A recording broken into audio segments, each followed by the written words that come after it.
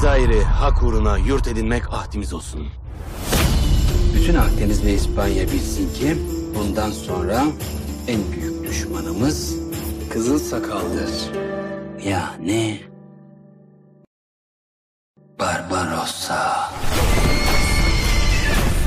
Bundan galibiyet ortaya koymaysa sen de olsun bizim gözümüzde.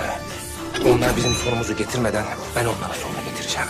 Kral bizden onların kellesini bekliyor. Geberteceğim sizi.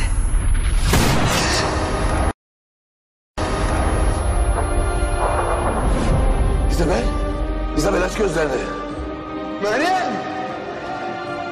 Bu hesabı intikam kapatacak Don Diego. Adım Hızır. Namım Hayrettin.